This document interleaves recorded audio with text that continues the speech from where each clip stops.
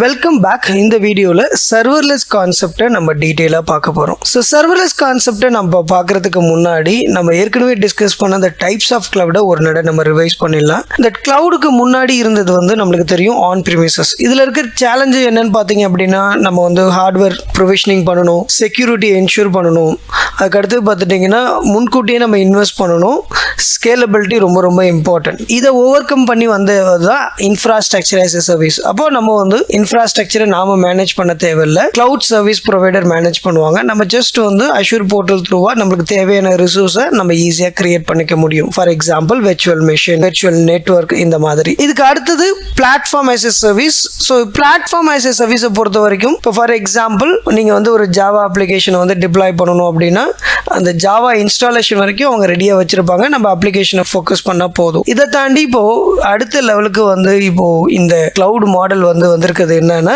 Serverless. இதை function as a சர்வீஸ்னு சொல்லுவாங்க. பேசிக்கா இது ஒரு டெவலப்பர் ஃப்ரெண்ட்லி என்விரான்மெண்ட்னு சொல்லலாம். Completely focus on the code. So இன்னும் டீட்டெயிலாக பார்க்கலாம்.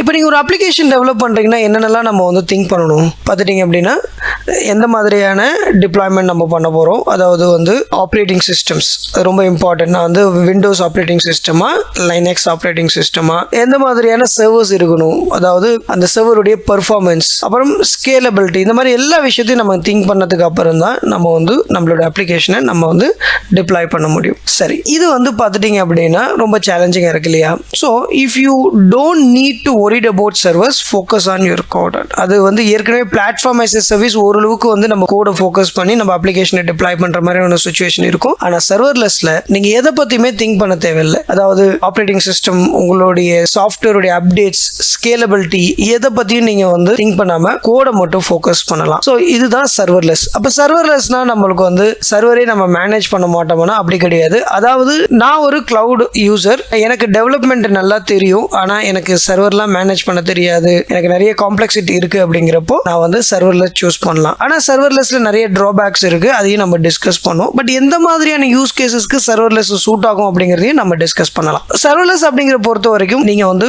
கோடு ஃபோக்கஸ் பண்றீங்க, நீங்க ஸ்கேலிங்கை பத்தி ஒரே பண்ணிக்க வேணாம். எவ்வளவு மில்லியன்ஸ் ஆஃப் ரெக்வெஸ்ட் வந்தாலும் சர்வர்லெஸ் எல்லாம் ஹேண்டில் பண்ணிக்க முடியும். இந்த ஈவென்ட் ட்ரிவன் கோட் அப்படின்னு சொல்லுவாங்க. ஒரு ஈவென்ட் அப்படின்னா இப்போ நீங்க ஒரு அப்லோட் பண்றீங்க ஒரு ஃபைல, அது ஒரு ஈவென்ட். இப்போ நீங்க ஃபார் எக்ஸாம்பிள் இப்போ நீங்க கூகுள் அசிஸ்டன்ட், அலெக்ஸ் எல்லாம் யூஸ் பண்றீங்க, அது த்ரூ ஒரு ரெக்வெஸ்ட் கொடுக்குறீங்க, அது ஒரு ஈவென்ட். ஸோ ஈவென்ட் அப்படிங்கிறது ஒரு கைண்ட் ஆஃப் ரெக்வெஸ்ட், அந்த ரெக்வெஸ்ட் ஹேண்டில் பண்ணக்கூடிய ஒரு ஃபங்க்ஷன், ரைட்?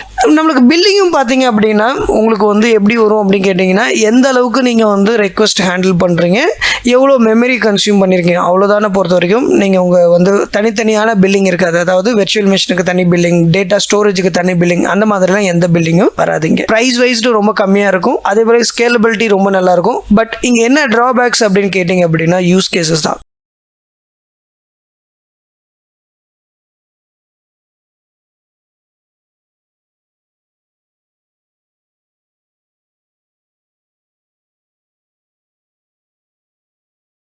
ஸோ எல்லா சுச்சுவேஷன்லையும் நம்ம சர்வர்லெஸ்ஸை யூஸ் பண்ண முடியாது. இந்த யூஸ் கேசஸ் ஹெல்ப்ஃபுல்லாக இருக்கும். அதாவது ஒரு ஃபைல் அப்லோட் பண்ணுறீங்க, சேஞ்ச் பண்ணுறீங்க, ஒரு சின்ன சின்ன டாஸ்க் மில்லியன்ஸ் ஆஃப் பீப்புளுக்கு நீங்கள் ஒரு நோட்டிஃபிகேஷன் அனுப்பணும், சில டேட்டாவை எக்ஸ்ட்ராக்ட் பண்ணி அதை டிரான்ஸ்லேட் பண்ணி லோட் பண்ணணும், பேசிக்காக data mining work, image analyse, இந்த மாதிரியான சின்ன சின்ன மைக்ரோ டாஸ்க்கை சர்வர்லெஸ் த்ரூவாக நம்ம ஈஸியாக ஆக்சஸ் பண்ண முடியும். ஆனால் இதில் இருக்கக்கூடிய டிராபேக் என்ன, லாங் ரன்னிங் ப்ராசஸ் ஆர் என்டர்பிரைஸ்டு அப்ளிகேஷன்லாம் சர்வர்லெஸ்ல பண்ண முடியாது. சொல்ல போனால் இன்னைக்கு ட்ரெண்டிங்ல இருக்கக்கூடிய இந்த மைக்ரோ சர்வீசஸ் சொல்லக்கூடிய அந்த கான்செப்டை நாம இங்க சின்ன சின்ன டாஸ்கா பண்ண முடியும். அமேசிங்கான ஃபியூச்சர்ஸ் இருக்கு.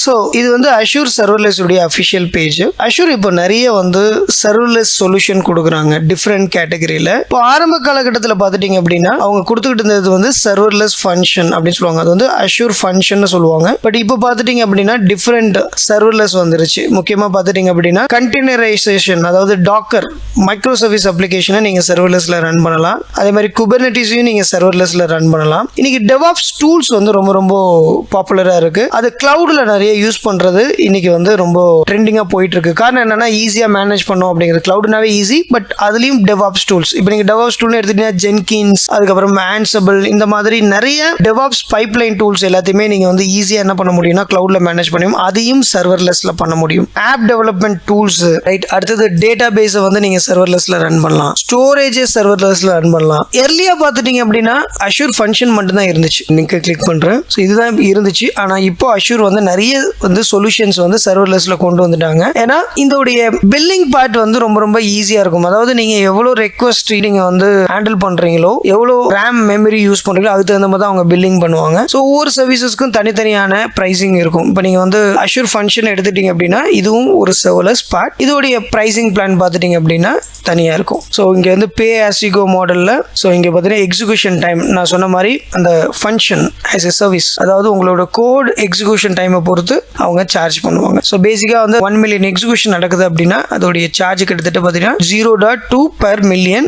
அதாவது ஒரு பர் மில்லியனுக்கு வெறும் 0.20 தான் வந்து பிரைசிங் இருக்கு இல்லையா. ஸோ அந்த அளவுக்கு சீப்பு. ஆனால் ரொம்ப பெரிய என்டர்பிரைஸ்லாம் பண்ண முடியாது. ஆனால் இன்னைக்கு சர்வர்லெஸ்ல பார்த்துட்டீங்க அப்படின்னா உங்களுக்கு கிட்டத்தட்ட ஏகப்பட்ட சொல்யூஷனை கொண்டு வந்துட்டாங்க. ஸோ அதனால வந்து பார்த்தீங்கன்னா ஒவ்வொரு சர்வீசஸ்க்கும் தனித்தனியான வந்து பிரைசிங் ஆப்ஷன்ஸ் இருக்கும். ஒரே பிரைசிங் ஆப்ஷன்ஸ் இருக்காது. இது வந்து நீங்க என்ன புரிஞ்சுக்கணும் ஆஸ் எ பிகினரா அப்படின்னு கேட்டீங்க அப்படின்னா, ஃபர்ஸ்ட் சர்வர்லெஸ்னா என்ன, நாம சர்வர் மேனேஜ் பண்ண போறதுல, இன்ஃப்ராஸ்ட்ரக்சர் பத்தி ஒரி பண்ணிக்க போறதுல, ஸ்கேலிங்கை பத்தி ஒரி பண்ணிக்க போறது கிடையாது. அந்த மாதிரியான எந்த கான்ஃபிகரேஷனும் இங்க இருக்காது. ஸோ பேசிக்கா கோடிங்கை மட்டும் ஃபோக்கஸ் பண்ணி நம்மளுக்கு தேவையான டாஸ்க்கை நம்ம வந்து பண்ணிக்கலாம். ஆனால் அதோடைய சார்ஜஸும் ரொம்ப வந்து கம்மியாக தான் வரும். ஸோ கம்பேரிட்டிவ்லி ஒரு இன்ஃப்ராஸ்ட்ரக்சரை மேனேஜ் பண்றதை விட. ஸோ அதனால கிட்டத்தட்ட வந்து இன்னைக்கு வந்து நிறைய கம்பெனிஸ் அவங்களுடைய சின்ன சின்ன டாஸ்க் எல்லாத்தையுமே ஃபங்க்ஷன் ஆஸ் எ சர்வீஸ், அதாவது சர்வர்லெஸ் ஆர்கிடெக்சருக்கு மூவ் பண்ணிட்டு இருக்காங்க.